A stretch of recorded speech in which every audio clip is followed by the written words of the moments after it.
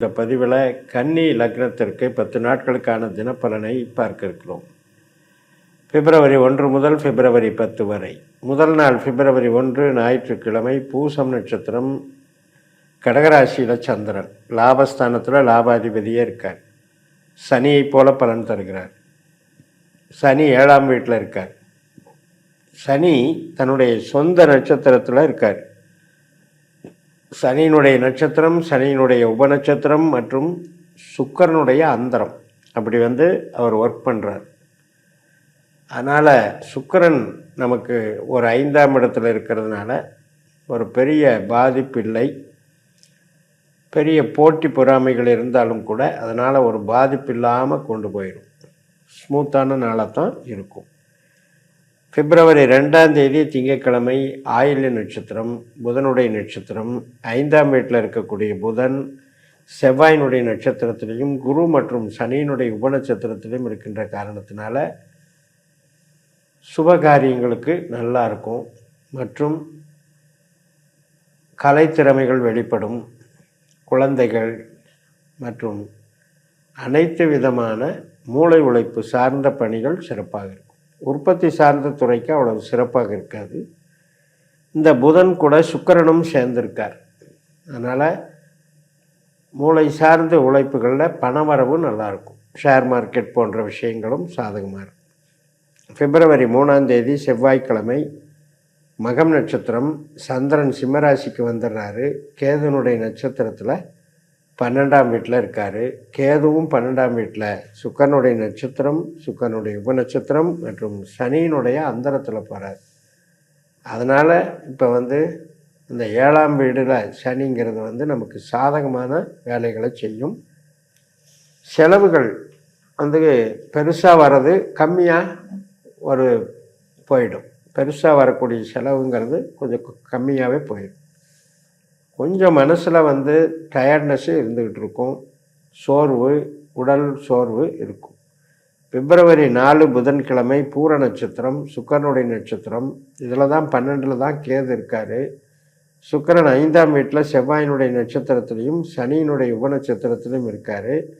புதனும் சேர்ந்திருக்கார். அப்போ லக்னாதிபதி, பாக்யாதிபதி செவ்வாய் சாரம் பெற்று சேர்க்கை பெறுகிறார்கள். செவ்வாயும் அங்கேயே இருக்கிறதுனால பிரச்சனை இல்லை. விளையாட்டு, குடும்ப உறவுகள் இதுக்கெல்லாம் நல்லா இருக்குது. கமிஷன் தொகை நல்லா இருக்குது. கலைத்திறமை நல்லா இருக்குது. உற்பத்தி சார்ந்த துறையில் மட்டும் கொஞ்சம் மைனஸாக இருக்குது. பிப்ரவரி 5ஆம் தேதி வியாழக்கிழமை, உத்திர நட்சத்திரம், சூரியனுடைய நட்சத்திரம். சூரியன் சந்திரனுடைய நட்சத்திரத்தில் 5ல் இருக்கார் மற்றும் சுக்கிரனுடைய உபநட்சத்திரத்தில் இருக்கார். 5ஆம் வீட்டில் 4 கிரகங்கள் இருக்குங்க. சூரியன், செவ்வாய், இந்த 2 பேரும் சந்திரனுடைய நட்சத்திரத்தில் சேர்ந்துருக்காங்க. மற்றும் புதன், சுக்கிரன் செவ்வாயினுடைய நட்சத்திரத்தில் சேர்ந்துருக்காங்க. அப்போ ஆத்ம ஸ்தானம்னு சொல்லக்கூடிய இடத்துல இவர் இருக்கிறதுனால நம்ம படைப்புகள், நம்முடைய கிரியேட்டிவிட்டி மைண்டு, ஆர்வங்கள், அரசியல், விளையாட்டு, கலை, இது மாதிரி ஷேர் மார்க்கெட், இது மாதிரி ஈடுபாடுகள் அதிகமாக இருக்கும். ஆன்மீகம் சார்ந்த விஷயங்கள் நன்றாக நடக்கும். குழந்தைகள் சம்பந்தப்பட்ட ஆதாயமும் உண்டு. பிப்ரவரி 6ஆம் தேதி வெள்ளிக்கிழமை, அஸ்த நட்சத்திரம். இது சந்திரனுடைய நட்சத்திரம். அதனால் இன்றைக்கும் நல்ல ஒரு அன்பு பரிமாற்றங்கள் சிறப்பாக இருக்கும். என்ஜாய்மெண்ட் இருக்கும். ஹாப்பினஸ் இருக்கும். அனைத்து விதமான படிப்பு காரியங்களுக்கு நல்லாயிருக்கும். ஒரு நாலேஜை வளர்த்துக்கலாம், ஒரு கலையை தெரிஞ்சுக்கலாம். இதுக்கெல்லாம் சிறப்பாக இருக்கும். ஆனால் ஒரு ப்ரொமோஷன் தடையோ, உற்பத்தி சார்ந்த தொழிலையோ இது வேலை செய்யுது. 5ஆம் இடத்துல இத்தனை கிரகங்கள் இருக்கிறது. அப்படித்தான் நம்ம ஜாதகத்தில் இந்த 4 கிரகங்களுமே திசாபுத்தி நடந்தது அப்படின்னா உற்பத்தி சார்ந்த தொழில் மந்தம் அல்லது ஒரு சிலருக்கு வேலையில் ரிலீவ் ஆகிறது போன்ற விஷயங்களை கொடுக்குது. பிப்ரவரி 7ஆம் தேதி சனிக்கிழமை, சித்திரை நட்சத்திரம், 2 பாதம் கன்னியிலையும் 2 பாதம் துலாத்திலையும் இருக்குது. மதியம் 1:21 சந்திரன் துலாத்துக்கு மாறுகிறார். செவ்வாய் எப்படி பலன் தர்றாருன்னா, சூரியனோட, அதாவது 5ஆம் வீட்டில் சந்திரனுடைய நட்சத்திரத்தில் சனியினுடைய உபநட்சத்திரத்தில் இருக்கிறதுனால இதுவும் வந்து ஒரு விருப்ப திருமணம் அல்லது பிடித்த நபர்களோடு உறுதி செய்து கொள்ளுதல் மற்றும் அனைத்து விதமான சுபகாரியங்களுக்கும் சாதகமாக இருக்கிறது. மற்றும் நம்ம வந்து சினிமா போன்ற துறைகள், விளையாட்டு போன்ற துறைகள், மேல் படிப்பு சம்மந்தப்பட்டது, பேங்கிங் போன்ற ஈடுபாடுகள், இதுக்கெல்லாம் நல்லா இருக்குது. பொதுஜன தொடர்புகளில் தொழில்களில் இருப்பவங்களுக்கெல்லாம் இது சிறப்பை கொடுக்கும். பிப்ரவரி 8ஆம் தேதி ஞாயிற்றுக்கிழமை சுவாதி நட்சத்திரம். ராகு 6ஆம் வீட்டில் இருக்கார். ராகுனுடைய நட்சத்திரத்தில் இருக்கார். கேதுனுடைய உபநட்சத்திரத்தில் இருக்கார்.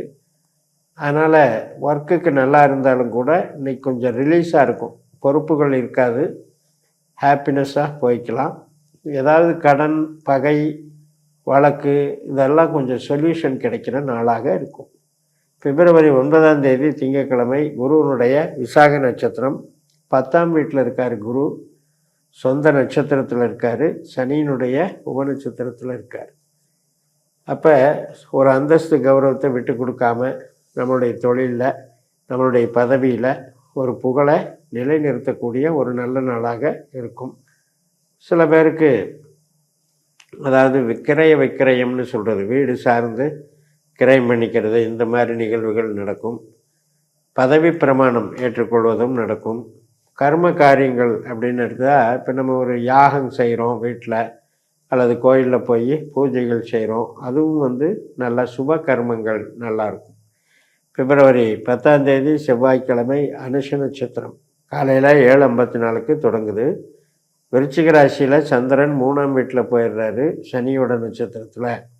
இப்போ சனி 7ஆம் வீட்டில் சனியினுடைய நட்சத்திரம், சனியினுடைய உபநட்சத்திரம், குருவினுடைய அந்தரத்தில் போகிறாரு. அப்போ இதுவும் வந்து நமக்கு ஒரு பார்ட்னர்ஷிப்பு மற்றும் பேங்கிங், கான்ட்ராக்டு இது மாதிரி விஷயங்களுக்கு சப்போர்ட் பண்ணுது. ஓரளவுக்கு வந்து பதவி, வளர்ச்சி, கௌரவம், டெவலப்மெண்ட்டுக்கு நல்லா இருக்குது. 7ஆம் இடம் என்பது நம்ம அன்றாட சந்திக்கக்கூடிய நபர்கள். ஸோ அது புதுசாக நபர்களை சந்தித்து அவர்கள் மூலம் நாம் பெனிஃபிட் அடையிறதுக்கும் நல்லா இருக்குது. இப்போ கணவனோ அல்லது மனைவிக்கோ வந்து வாகனங்கள் அல்லது இடங்கள் இது சார்ந்த நன்மைகள் ஏற்படுவதற்கும், அவர்களுடைய பணியில் அவர்கள் வந்து பெருமைப்படுற அளவுக்கு செயல்பாடுகள் செய்வதற்கும் இந்த நாள் வந்து மிக மிக உதவியாக உள்ளது. அப்போ பொதுவாக நமக்கு 7ல் சனி 10ல் குரு அப்படிங்கிறது பொது பலனாக அது வந்து சிறப்பை கொடுக்குறது. எதுவும் ஒரு இடைஞ்சல் இல்லாமல் கொண்டு போயிடும். ஈவன் 6ல் ராகு 12ல் கேதுங்கிறது கூட சாதகமாக இருக்குது. அதாவது பழைய பிரச்சனைகள், கடன்கள், எதிரிகள் தொல்லை, ஒரு வழக்குகள், இதுக்கெல்லாம் வந்து விடுதலை கிடைக்கிறதுக்கு ரொம்ப ரொம்ப சாதகமாக இருக்குது. 5ஆம் வீட்டில் 4 கிரகங்களுடைய அமைப்புகள் வந்து அகம் சார்ந்த நன்மைகளை தருகிறது என்று சொல்லி நிறைவு செய்கிறேன். இந்த சேனலை சப்ஸ்கிரைப் பண்ணி ஷேர் பண்ணுங்கள். உங்கள் தனிப்பட்ட ஜாதக பலாபலன்களை என்னுடைய வாட்ஸ்அப் நம்பரில் தொடர்பு கொண்டு பலன் பெறுங்கள். உங்களிடமிருந்து விடைபெறுகிறேன். உங்கள் ஜெயம். நன்றி, வணக்கம்.